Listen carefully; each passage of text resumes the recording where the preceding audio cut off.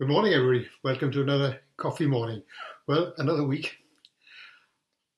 Now, if someone were to ask you, how would you describe yourself? Where would you start?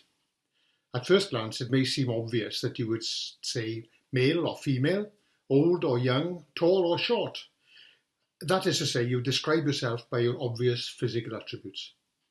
Now, to those of us who were born before the NHS and when we had a king, the choice between male and female may be obvious, but this, it seems, nowadays is debatable. Similarly, old and young are influenced by your age. 40 seems young when you are 70, but impossibly old to my 11-year-old niece. I am, I suppose, of average height for this part of the world. But when I discovered, when I first went to Spain, that I was taller than all the local policemen, I admit that I felt much taller without gaining an inch. My point is that in most cases, the way we would describe ourselves is clearly subjective. I'm sure that we all like to see ourselves in the best possible light. Accentuate the positive and eliminate the negative, as the song goes, and that's perfectly understandable. Why would we want to do anything else? Surely we like to feel good about ourselves.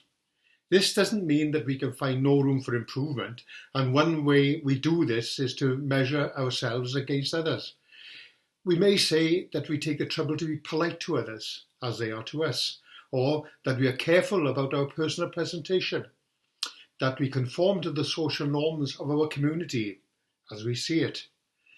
Then again, we identify with those we chose to associate with, or by occupation, nationality, sporting affiliation and religion. What makes some of us uncomfortable is the tendency to identify others by our own standards. We identify ourselves by our own life experiences. It would be strange indeed if we did anything else. But we couldn't do it with them because they have not been formed by the same set of experiences. We are often quick to question the actions of someone who has acted and spoken in a way that you disagree with. Politicians get this all the time, but usually we do not know all the factors involved. We are surrounded at the moment by images of those who would destroy monuments and statues commemorating people and ideas with which they disagree. And they may be right to point out that these artifacts celebrate things that in today's lights are seen to be wrong. But how would future generations get the full picture of the past if selected bits of it are obliterated by a minority who seek offence for their own ends?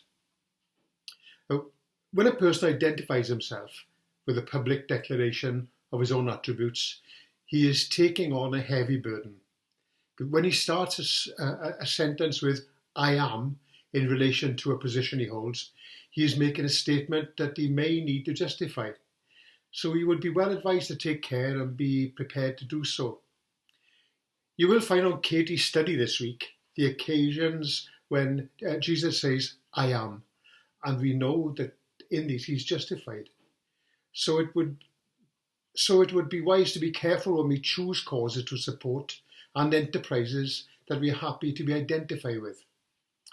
This probably doesn't matter much in trivial pursuits that we touch on, which are more a matter of taste, but in more serious fields, maybe we should take more care of what we are letting ourselves in for. We must take care that celebrating that our own identity does not result in alienating another. Thank you. Now, you take...